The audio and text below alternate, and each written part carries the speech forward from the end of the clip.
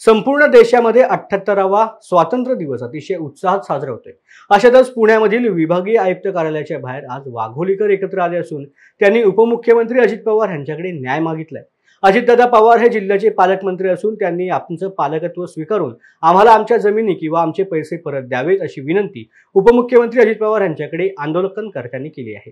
नेमक्या वाघोलीकरांच्या काय मागण्या आहेत पाहूयात। 15 ऑगस्ट आहे आणि अजितदादा पवार या ठिकाणी आलेले आहेत। त्यांनी आमचं पालकत्व स्वीकारावं अशी त्यांना आम्ही विनंती करतो आहोत।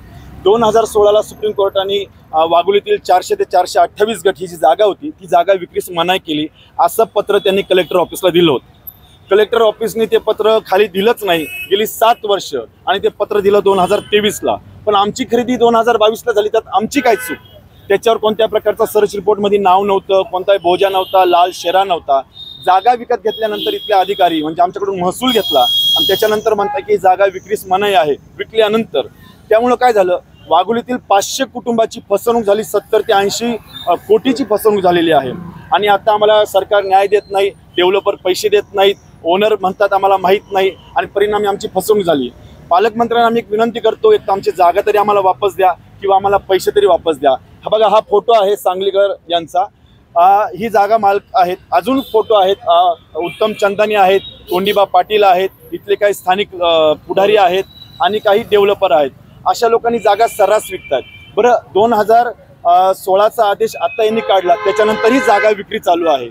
म्हणजे इथला आदेश किंवा इथला गव्हर्नमेंट फक्त पैसे महसूल गोळा करते की काय बेकायदेशीरपणे, हा आमचा प्रश्न आहे। इतक्या स्वातंत्र्याच्या इतक्या वर्षानंतर सुद्धा आम्हाला आमच्याच कष्टाने मिळवलेल्या पैशातून जागा जी घेतली ती मागण्यासाठी आम्हाला न्याय करावा लागतोय। आम्हाला पोलीस स्टेशनमधून फोन येत आहेत की तुम्ही आत्मदहन करू नका, मग जगून करायचं काय? अख्ख्या आयुष्याची इन्कम आम्ही इथं टाकली आणि पोलीस म्हणतात तुमच्यावर केस दाखल होईल, गुन्हे दाखल होतील। म्हणजे सरकार न्याय देत नाही, ज्यांच्याकडे आम्ही न्याय मागायला गेलो ते न्याय देत नाही। FIR दाखल करा, याच्यासाठी आम्ही 6 महिने झाले लोणीकंद पोलीस स्टेशनला आम्ही पत्र व्यवहार करतोय, पण त्याच्यावर काहीच विचारणा नाही। मग हे सरकार चाललंय कुठं, हा आमचा प्रश्न आहे। म्हणून या पालकमंत्र्यांना आणि इथल्या बाकीच्या अधिकाऱ्यांना, कलेक्टर साहेबांना आम्ही सांगतोय की 7 वर्ष तुम्ही ते काम केलं नाही, म्हणजे तुम्ही पगार घेतलेत पण काम केलं नाही, ते आता तरी काम करा आणि आमच्या सर्वसामान्य माणसांना न्याय द्या। आमचे आशीर्वाद तुम्हाला लागतील आणि या परत लोकशाहीचा आम्ही उदय करू असं आम्हाला वाटतं।